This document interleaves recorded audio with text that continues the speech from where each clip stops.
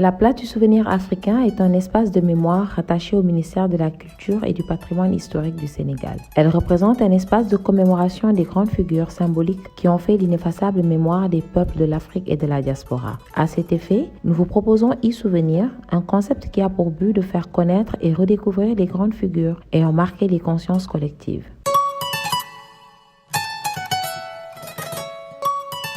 E-souvenir vous présente Anna Kingsley, née Anta Madjiguène Ndiaye. Je te remercie Henriette et toute l'équipe de la Place du Souvenir. C'est vrai qu'il est enfin temps qu'on puisse valoriser dans le cadre du travail mémoriel, qui est aujourd'hui un travail mondial. Hein. Si vous allez au Bénin, aux États-Unis, en Amérique du Sud, partout en Europe, au niveau des diasporas, les gens ils font tout pour faire connaître les figures ancestrales, les figures de résistance, des héros. Donc c'est un travail mémoriel. On exhume des vestiges, des documents anciens, des personnages qu'on ne connaissait pas et qui ont leur place dans l'histoire de leur communauté, de leur peuple, du monde.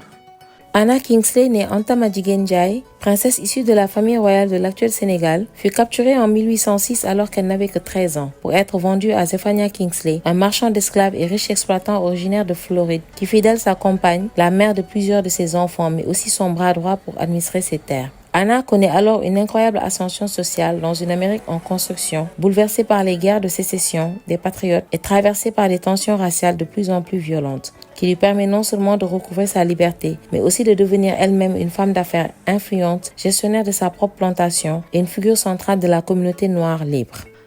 Et au rang de ceci, nous comptons une dame extrêmement intéressante que les Sénégalais ne connaissent pas, encore moins les Africains. Vous avez raison de le dire, elle est d'origine sénégalaise. Son nom, c'est Anta Madjiguène Ndiaye, qui est une Sénégalaise, née aux environs vers la fin du XVIIIe siècle et qui a été déportée dans le cadre de l'esclavage aux Amériques. Quand je dis aux Amériques, c'est d'abord un passage à Cuba, puis dans le sud des États-Unis, en Floride. Et là, son destin a complètement changé. Et voilà, et celui qui va l'épouser, Zéphariane ou Sophonie en français, Kingsley, vraiment va tomber sous le charme de la beauté de cette fille. Et en l'épousant, elle n'avait que 14 ans, je crois. 13 ans ou 14 ans, et ils ont eu très tôt un enfant. Et voilà. Et là débute son histoire, qui va être fabuleuse. C'est ce qui est l'objet justement de cet entretien. Et qui va éveiller des curiosités. Ceci est d'autant plus intéressant que son histoire a été disons, porté à la connaissance de tout le monde par un homme ici au Sénégal, connu sous le nom de Sidi Haïrou Camara, qui fut l'ancien directeur de l'École nationale des cadres de Bambey et qui a été initiateur des CUR, les centres universitaires régionaux, qui vont être à la base des différentes universités. Sidi Haïrou Camara, par curiosité, je ne sais pas comment, il a fait connaître Anta Madjiguène Ndiaye, qui n'était pas connu du tout. Et puis, bon, les recherches ont commencé à se faire ici. Et moi, je me suis fondé sur le travail d'un de mes anciens profs, Cheikh Fati Faye, qui fut prof d'histoire géo, décédé il y a quelques années. Et Cheikh Fati Faye a mené des recherches et a donné une conférence. Et j'ai sous mes yeux le texte de cette conférence. Je l'ai côtoyé, il m'a donné le texte. J'ai fait également des copies, quelques copies du livre qui a été consacré spécialement à Anna Kingsley, écrit par Daniel Schaffer, j'y reviendrai. Et cette conférence a été donnée, conférence publique, le 21 juin 2013. sur Anta Madjiguène Ndiaye, Anna Kingsley. Bon, pour beaucoup plus de cohérence et tout cela, je vais reprendre le texte de cette conférence. Il serait vivant, s'il avait été vivant, il serait d'accord pour que je reprenne son texte. Je suis son ancien étudiant. Et donc voilà, il me l'avait donné, il m'a dit, mais Souleymane, il faut qu'on fasse connaître cette dame, qui est considérée comme une héroïne aux États-Unis d'Amérique, notamment en Floride. Anta Madjiguène Ndiaye, qui est née à la fin du XVIIIe siècle. Bon, on a donné sensiblement la date, je crois, aux environs de 1793. C'était en plein code noir. Vous savez, il y a deux codes. Hein. Il y avait un code pour les Noirs, conquis, Sénégal, Congo et autres, qu'on a appelé le code noir. Et un autre code, c'est le code civil, quoi, napoléonien, etc. Le code noir considérait les Noirs comme des biens meubles, comme des bêtes qu'on pouvait vendre au marché, marchander selon voilà, un certain nombre de critères. C'était en pleine Amérique raciste, Europe raciste également, où l'idéologie du racisme, de la théorie des races a fait son bonhomme de chemin. Évidemment, ce qu'a contesté Cheikh Anta Diop, même le grand généticien français de dimension mondiale, Albert Jacquard, a contesté, etc. Donc, vous voyez, donc c'était à la fin du XVIIIe siècle, vers 1793, donc, qu'elle est née, et elle a été capturée. Elle est sortie se promener, elle a été capturée. Mais le lieu exact de capture n'est pas connu. Daniel Schaffer, qui est venu au Sénégal il y a quelques années faire des recherches, n'a pas été satisfait par ces recherches-là. Il avait promis d'y revenir. Bon, certains disent que c'était dans le Djolof, hein, la zone de Linguère, d'autres à Rufisque, etc. En tout cas, la ville de Rufisque est mêlée à son histoire également. Voilà. Elle devient par la suite une héroïne dans cette terre outre-Atlantique. Je veux parler de l'Amérique. Alors, par le canal, disons, diplomatique, hein, à l'époque, le président Abdou Diouf, c'était dans les années 90, hein, la dernière décennie du XXe siècle, il avait été prévu une visite d'Abdou Diouf aux États-Unis d'Amérique et particulièrement en Floride. Et vraiment, des actions ont été menées dans ce sens-là. Et à Jacksonville, c'est le fief des Kingsley en Floride. C'est très connu. D'ailleurs, il y a même une université, l'université de Floride, est installée sur les terres d'Anna Kingsley aujourd'hui. Donc à Jacksonville, entre autres honneurs, l'université devait lui décerner, cette université dont que je viens d'évoquer, devait lui décerner le titre de docteur honoris causa. Et à cette occasion, Dakar et Jacksonville devaient être jumelés. Et leur port, parce que c'est une ville portuaire quand même, hein, et leurs ports qui sont face à face de part et d'autre de l'Atlantique, hein, devaient également nouer un partenariat vraiment fécond. Et ce projet fut abandonné comme ça. Hein. C'est une lapalissade, c'est-à-dire c'est vraiment une sorte de répétition de dire que l'Amérique doit historiquement beaucoup à l'Afrique, hein, dont la contribution à son développement n'est plus à démontrer, et ça a été le résultat de la sueur et du sang de nos ancêtres, des fils du continent noir, dont l'immense diaspora américaine, africaine, américaine ou afro-américaine vient du continent. Alors, nous les Sénégalais, sans le moindre complexe, même s'il ne s'agit pas de s'en vanter, un cas d'école ce cas d'école nous est offert par l'exemple très illustratif d'Anta Madjiguène Ndiaye, qui fut esclave, déporté, hein, attrapé, puis vendu et déporté comme esclave. Bon, est marié à son propriétaire, fort heureusement. Et ce propriétaire-là n'était pas quelqu'un de très regardant sur les questions de supériorité de race, non. Il était très humain, quoi. C'est-à-dire, bon, c'est assez paradoxal de le dire. On a vu des esclavagistes qui étaient très méchants, qui ont fait du mal hein, qui au nom de la supériorité blanche, etc., bon, maltraitaient les esclaves. Ce ne fut pas le cas de Zépharian ou de Sophonie Kingsley. Donc c'était un blanc esclavagiste dont le seul souci c'était d'avoir de la main-d'œuvre bon marché pour faire prospérer son exploitation agricole, ses terres agricoles. Madjiguène n'a jamais fait Anta Madjiguène. Au Sénégal, il n'a pas eu l'occasion d'aller à l'école. Ce n'était pas encore l'école de Jean d'Arc, hein, parce que Jean d'Arc, qui a instauré l'école pour la première fois au Sénégal, c'était tout au début du 19e siècle. La fameuse école de Jean d'Arc. Anna Kingsley donc n'a pas fait l'école, elle n'était pas instruite. Mais elle a su se battre en tant que femme. Am fulla, am fayda, comme on dit chez nous. Nul n'a besoin d'aller à l'école pour connaître ses droits, ou bien faire preuve de justice sociale, d'héroïsme, de vertu. Hein, ça, c'est une éducation que vous acquérez chez vous, hein, dans votre maison, dans la société. Donc, elle a su se battre conséquemment jusqu'au niveau le plus élevé de la justice de l'État de Floride. On y reviendra plus tard.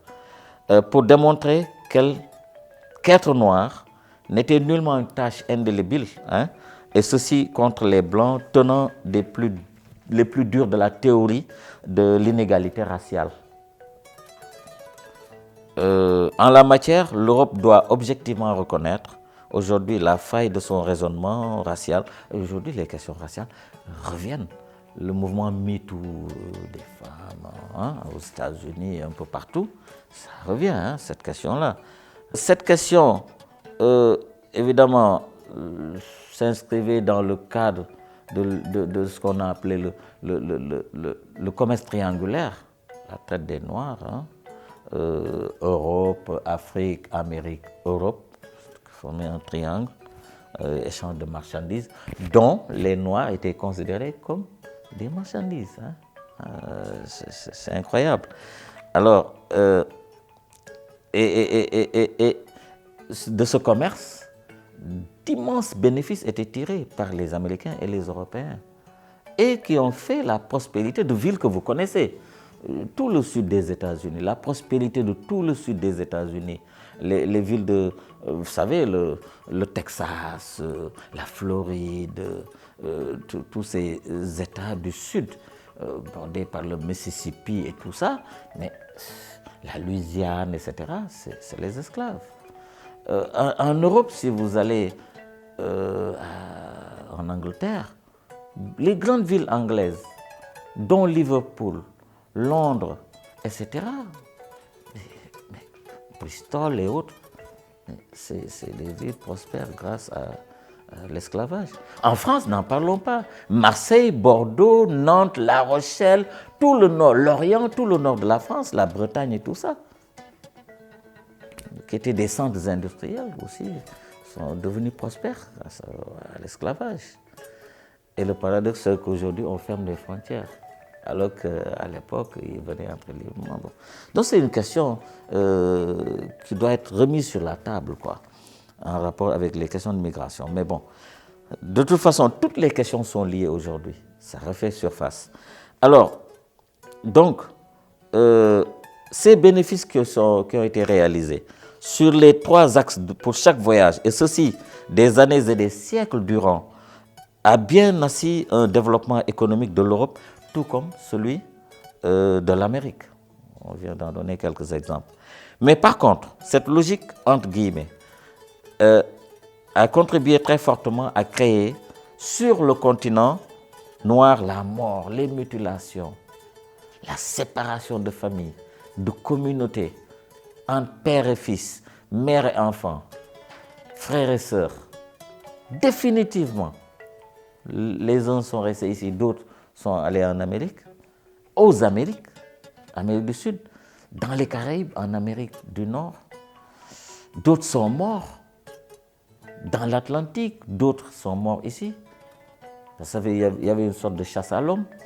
Il y avait tout ça, donc. Ça a entraîné donc, la mort, les mutilations, les désolations, les mauvaises récoltes, la famine, etc. Voilà un peu le lot qu'a charrié cet esclavage, ce commerce triangulaire.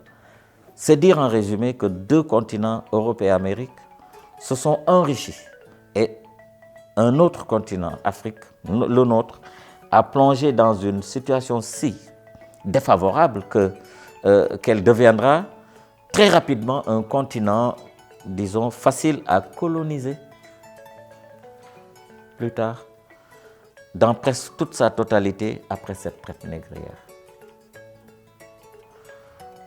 Il y a eu d'abord l'esclavage et tout ça. Il faut faire l'effort de lire la thèse de Abdoulaye, premier docteur d'État au Sénégal et en Afrique de l'Ouest, qui est mort récemment et qui a fait partie du premier gouvernement du Sénégal avec Amadou Mokhtar-Mbow, qui est le dernier des Mohicans, le seul survivant de ce gouvernement. Abdoulaye a fait sa thèse d'État sur la Compagnie du Sénégal, dans le cadre de ce commerce triangulaire. Il faut dire également que sur cette question de l'esclavage, à partir du moment où l'Afrique a été saignée, notamment l'Afrique centrale, entrer en Afrique, exploiter les Africains devenait facile pour les colonisateurs. On a envoyé d'abord les explorateurs, puis les commerçants, puis les militaires, ainsi de suite. Et les hommes politiques, les administrateurs sont venus, sont parachever cette action-là, jusqu'après la Deuxième Guerre mondiale. Donc pendant plus de 4 siècles, l'Afrique a saigné, a connu toutes sortes de désolations. Amul luy metti tey gën a metti la amoon. Autrement dit, aujourd'hui ce qu'on vit n'est rien comparé à ce que nos ancêtres ont vécu. Et Anta Madjiguène a émergé dans ce contexte-là. Alors donc Anta Madjiguène, qui a été mariée, a bénéficié de statut matrimonial, de statut de mariage. Elle est donc de plus en plus responsabilisée. De ce mariage, elle eut 4 enfants. Les 3 enfants, disons, sont nés ailleurs, mais le 4e, John, je crois, il est né, il va naître dans la plantation à Jacksonville. Hein? Donc, 2 garçons et 2 filles. Alors, l'aîné George, né en juin 1807, un an après son mariage donc à 14 ans, elle fit un enfant. Le second en 1809, le 3e en 1811, c'est tous les 2 ans, hein? Et le dernier cadet, John, naîtra en 1824. Alors son statut religieux, est évident que Jolof, où elle est née entre le Kajoor et le Jolof, elle est musulmane. Ça, on n'a dit qu'on ne vient pas. Elle n'était pas Tchado, hein, ça c'était la dynastie des Ndiaye, c'était des musulmans. Bon, et donc son statut religieux est connu jusqu'à l'occasion de la naissance du cadet de ses enfants. Un baptême catholique est organisé, même si cela est fait à la manière, à la même occasion qu'un autre fils de Sophonie ou de Zafarian Kingsley, qui est marié à plusieurs épouses malgré les enseignements de sa religion. Il était catholique, hein, mais la religion chrétienne n'admet pas plusieurs femmes. Mais eux se permettaient tout. Ils avaient plusieurs épouses. Mais la plus choyée, la plus aimée, c'était Anna Kingsley, Anta Madjiguène. Et à l'occasion du baptême de cet enfant-là, elle va embrasser la religion catholique. Alors l'importance de son statut, à la fois religieux, matrimonial, dans le dispositif socio-économique de son mari, ne cesse alors de prendre de l'ampleur. Elle obtient une résidence bien à part et celle-ci est appelée Anna, la résidence d'Anna, tout le monde l'appelait de Madame Anna House, avec des responsabilités élargies dans l'exploitation Kingsley. Très tôt, elle a ses propres esclaves est très probablement une partie bien délimitée de l'immense exploitation de son mari. Alors l'importance donc de son statut dans le dispositif socio-économique. Maintenant, elle est devenue une femme entrepreneur, une femme d'affaires, businesswoman. Les esclaves qu'elle a possédés, continuaient à travailler la terre. Elle le faisait pour le compte de son mari. Elle commence à être responsable. Dès lors, son statut juridique, elle est émancipée. Son statut matrimonial, elle est mariée et très probablement bien aimée et considérée par le mari. Ça, c'est une certitude. Son statut économique, elle dirige en toute responsabilité une partie de l'exploitation dans un premier temps, avant de devenir maîtresse de la totalité de la plantation. Maintenant, elle va devenir la patronne de la plantation, ce qui permet à son mari de voyager, de faire d'autres affaires, voilà. Tout cela donc permet de dire que la Sénégalaise, d'origine, est à une place honorable chez les Kingsley du vivant de son mari. Un parcours particulièrement intéressant, si nous mettons le terme entre guillemets, est que très probablement toute fille africaine esclave en Amérique, cette époque-là, rêverait d'avoir le même sort. Ajoutons qu'elle obtient même du gouvernement espagnol 5 acres qu'elle met en valeur avec 12 esclaves. Son domaine sera porté quelques années plus tard à une superficie de 350 acres, soit 1,4 km² de terre, c'est énorme. C'est-à-dire 70 fois plus que son domaine originel, et ceci par la grâce du même gouvernement de Madrid. C'est-à-dire que la Floride était possession espagnole. C'est pourquoi on a parlé du gouvernement de Madrid. Pour autant, les affaires du couple Kingsley et Anna ne seront pas toujours roses. Évidemment, il y aura des difficultés plus tard qui vont les attendre, notamment Anna. Un événement politique intervient en 1822 et par lequel l'Espagne cède le contrôle de la Floride au gouvernement des États-Unis. À l'époque, je crois, les États-Unis ne formaient que 13 États, je crois. Ce n'est pas 51 comme aujourd'hui, dont la Floride, justement, qui était un État du Sud. Alors, cette situation nouvelle pose un sérieux problème dans cette partie de l'Amérique, dans la mesure où les ségrégationnistes, les racistes américains, en vigueur dans la totalité des États-Unis, sont dès lors applicables à cette Floride.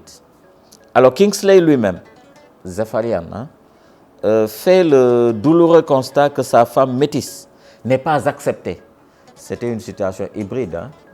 Sa famille métisse, métisse, n'était pas acceptée par la législation en vigueur. Il fallait être blanc ou rien du tout.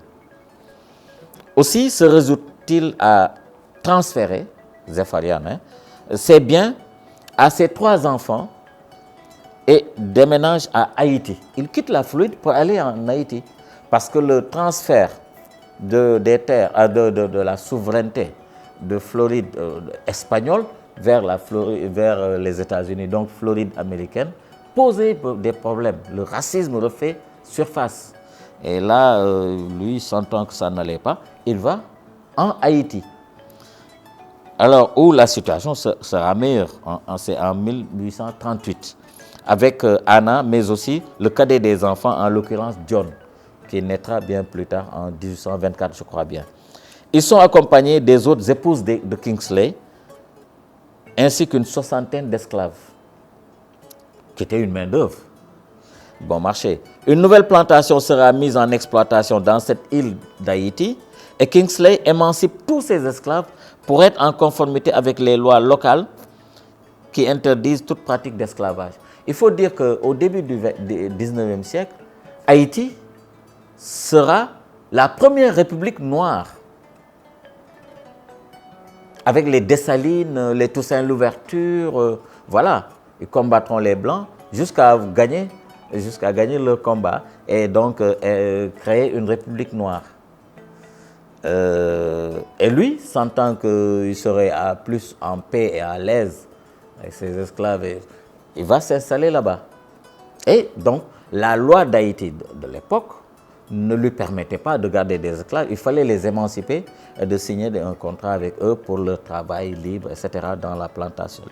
Alors, une nouvelle plantation donc sera mise en exploitation dans cette île Kingsley émancipe tous ses esclaves pour être en conformité donc avec voilà, les lois locales d'Haïti. Alors 5 ans après, en voyage en Amérique et plus précisément vers New York, Kingsley, c'est-à-dire Zépharian, trouve la mort, mais en laissant Anna à Haïti. Nous sommes en 1843, date à laquelle Anna compte 50 ans. Elle a 50 ans, donc elle prend de l'âge. Hein. Et l'épreuve ne manque pas d'être particulièrement dure pour cette Américaine d'origine sénégalaise qui dès lors n'a d'autre choix que de retourner en 1848, 5 ans plus tard, après la mort de son mari, de retourner en Floride avec tout son personnel, ses 60 esclaves, etc. Elle sait qu'un climat délétère l'y attend, un climat très difficile va l'y attendre.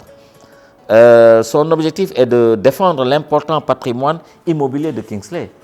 C'est énorme le patrimoine qu'elle a laissé là-bas. Et c'était construit, il y avait des bâtiments et tout ça, des terres et tout. Hein.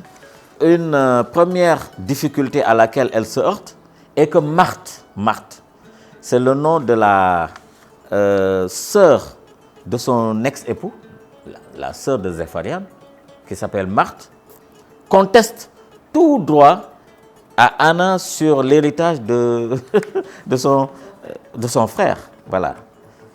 Parce que l'héritage était énorme, une immense plantation, sous le prétexte que Anna et son mari, en quittant les États-Unis, la Floride donc, pour Haïti, avaient abandonné tout droit de propriété.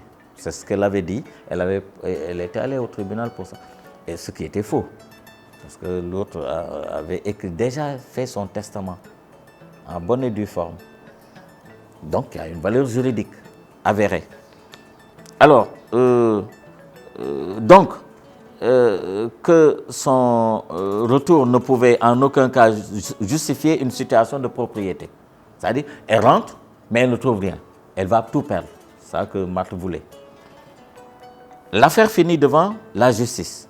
Je crois que c'est Anta Madigan, c'est Anna Kingsley qui a porté plainte. Non, contre Marthe. C'est elle qui a contesté devant la justice suprême de l'État de Floride. Celle-ci, cette justice, prenant en considération le traité de 1822 signé entre les États-Unis et l'Espagne, à propos de la Floride, reconnaît bien, et c'est ce traité qui va la sauver, reconnaît bien aux Noirs que leurs droits juridiques sous l'Espagne, les droits qu'ils avaient, quand la Floride était espagnole, restaient valables suite au transfert de souveraineté. Vous savez, juridiquement, rien ne changeait. C'est comme si les Espagnols étaient là, mais ils sont retirés pour laisser les Américains gérer la Floride. Donc, ils avaient les mêmes droits, ce qui l'a sauvé d'ailleurs. Directement, Anna Kingsley avait ainsi gain de cause. Et donc, propriété totale sur la plantation laissée par son mari. C'est énorme, hein? Quelque chose comme 32 000 acres. Bon. Mais cette même justice lui refusera sa demande de pouvoir louer des esclaves à d'autres plantations, laquelle demande se justifiait par le besoin de maximiser ses profits. Évidemment, elle voulait... bon. Alors, les épreuves ne seront pas finies pour autant. Pour elle et les siens. Car dès l'année 1861, les USA connaissent la guerre de sécession. Vous vous souvenez là? Abraham Lincoln, 1861-1865, c'était la guerre de sécession qui a opposé les États nord, la partie nord des États-Unis, les États nordistes et les États sudistes qui étaient esclavagistes. Et voilà, qui étaient favorables donc au maintien de l'esclavage, et ceux du nord étaient opposés à cette pratique. La chance de Anna Kingsley, justement, et de tous les Noirs libres dans sa zone géographique, sera que les forces nordistes s'emparent, qui étaient anti-esclavagistes, s'emparent de Jacksonville, c'est-à-dire des terres où étaient implantés les Kingsley en 1862, pour les sauver du massacre. On devait les massacrer, ils les ont sauvés du massacre en remportant leur guerre. Cette guerre de sécession se termine en 1865 par la victoire militaire du Nord, ce qui a sauvé les Anna Kingsley, avec leurs droits, bien entendu. Ainsi, Anna et ses enfants retrouvent leur propriété intacte. Et c'est là que finit ses jours, qu'elle va mourir en 1870 à l'âge de 77 ans. Elle a vécu pleinement à l'âge de 77 ans en 1870, qui correspond en Europe au début de la guerre entre la Prusse, l'Allemagne et la France. Elle sera donc incinérée, brûlée, et ses enfants le seront plus tard à ses côtés. Pour finir donc, disons que pour l'essentiel, l'histoire de Anna Madjiguène Ndiaye, ou Anta Madjiguène Ndiaye, l'américaine, connue sous le nom de Anna Kingsley, nous la devons à des chercheurs américains et principalement à l'universitaire Daniel Scheffer, qui a écrit un ouvrage intitulé Anna Kingsley, une femme libre, en français, mais également beaucoup d'autres articles ont été écrits par des universitaires américains sur elle.